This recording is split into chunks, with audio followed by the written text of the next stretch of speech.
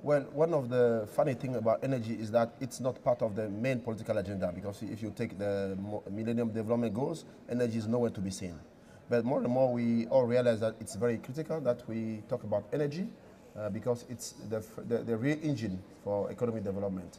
Um, Taking note of that, ministers and African states have started making a lot of decisions.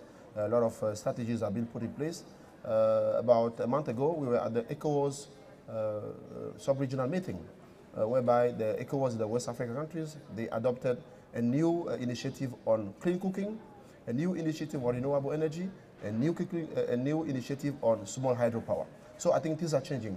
And at the African Union level, just a week before here, we were at the All Africa Energy Week, where all energy ministers from Africa met, and they decided upon a new strategy for Africa, upscaling large infrastructure, especially dams, but also bioenergy in terms of biofuel, but also how to replenish the biomass capital on the continent. So I think there's more and more awareness about the need of adding energy into the development agenda. Yeah, so that's the debate going on at the national and international level, but at ground level, where people, usually women, doing the cooking, gathering the fuel to do the cooking for their families, there are also great problems, a scarcity of cooking materials, of fuel for cooking. How does this, tell me a little bit about this stove. This is a stove that uses charcoal. Yep. Explain it to me. Yeah, this is, as part of the solution, we have developed a range of diversity of technologies. We think the best way to reach to the poor rural communities, the more disadvantaged, are through small-scale technologies. Large dams, large infrastructure have never, and I think will not, benefit the real people, the real citizens. So we are developing this small-scale technology. This one is efficient stove. We call it asuto. It means, in my language, it means the owner of the husband. So if you wanted to have asuto, you can possess the husband, because it helps you reduce charcoal consumption by about 50%. It helps you reduce the time you use to cook by about 40%. And you have your kitchen that's clean. And you know, it's very gentle. And to market this, we have a new motto in Togo and West Africa called "One Man, One Stove." So we are not sending women to go and buy this Asuto stove, but we are sending the men. We are encouraging the men to come and buy the stove and give to the wives instead. So yeah, I think there's a huge interest in this. All the problems about how to upscale, how to make sure it reach every place, every village in Africa. I mean, the principal cooking fuel in many parts of West Africa is charcoal. Predominantly the women who go out and gather it, collect it, buy it.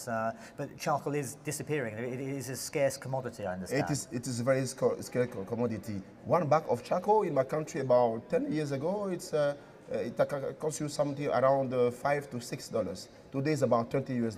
So you can see the difference. And my country, especially Togo, we are part of the top 10 with the highest deforestation rate in Togo. We deforest about 4.12% every year. It means that in about 15 years, there will normally or virtually be no tree standing. So in this situation, people are using a wide range of trees which are even forbidden, which are considered to be sacred, are now being carbonized to produce charcoal. People go deep into the forest, deep into the villages, just to look for the last tree, because the demand is there. And you can see, instead of using the wood in the villages, people are now moving to the cities where you can use only charcoal.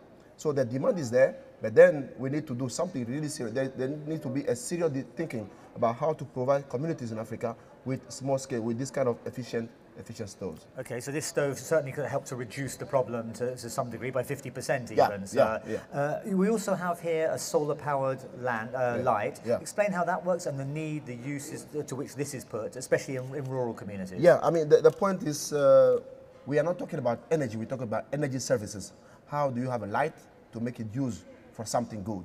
So this type of lamp, for instance, this Sunlight Pro, it helps you not only charge your cell phone, you can use it. We have a guarantee of about 1 year. And if you charge it for a day, you can use it for about 4 days, even there is no sunlight, for instance. And you can use it in the night to sell on the street. It can power your house, for instance. And you can use it for various activities as well. So the thing is, we need to go into the distribution of this small scale, because it's good, not only for the light, but we have bigger PV system as well. If we manage to have communities to have access to this kind of technologies, we can show we will not be waiting for a COP You know, you never trust the COP. We are now COP 18, Poland next year, after Venezuela, after next year, it will not stop. In the meantime, people need to survive in Africa. That's why we think our government need to have their foot on the ground, to look at what are the solutions. But then this need to be done on a multi-stakeholder level. We need to have all the stakeholders around the table and discuss, we need to have energy to our community. How do we do that?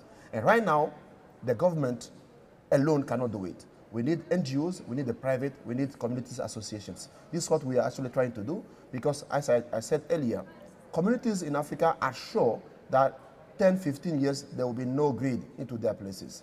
Already, the biggest dam in Africa is housed in DR Congo. Still, 94% of Congolese don't have access to electricity. So we need to look small. Small is beautiful, but the point is about how to upscale it, how to use private funding, how to use microfinances to make this reach the last citizen in a village in Africa.